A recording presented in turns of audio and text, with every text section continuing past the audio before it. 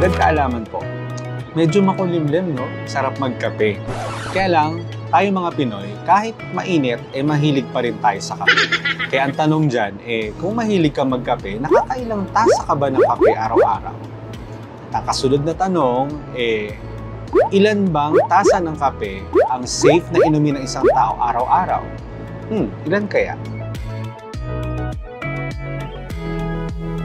Ayon po sa mga eksperto, ang moderate na pag-inom ng kape ay dapat nasa 2 hanggang 3 tasa lamang ng kape everyday.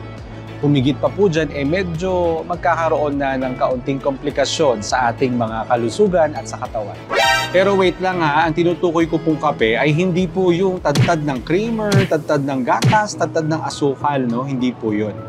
Gayunpaman, ang pag-inom po ng mahigit sa 4 na tasa ng kape araw-araw ay maaaring magdulot po ng mga komplikasyon gaya po ng mabilis sa tibok ng puso, insomnia, at yung pagkabalisa.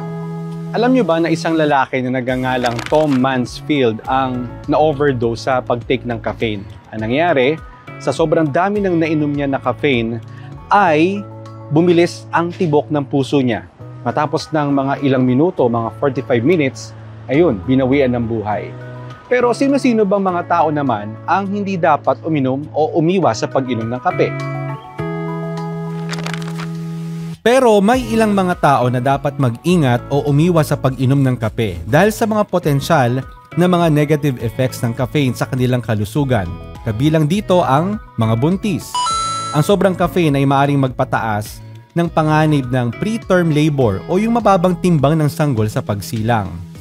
Isa pa, yung mga nagpapasuso. Ang caffeine ay maaring maipasa sa gatas ng ina na maaring magdulot ng pagiging iritable o problema sa pagtulog ng sanggol. Ang isa pa ay yung may mga problema sa puso. Ang mga taong may mataas na blood pressure ay dapat mag-ingat dahil ang caffeine ay maaring magdulot ng mabilis na pagtibok ng puso at pagtaas ng blood pressure. Mga may anxiety disorder. Ang caffeine ay maaring magpalala ng mga sintomas ng anxiety tulad ng pagkabalisa at pagiging nerbyoso. Isa pa, yung mga may insomnia.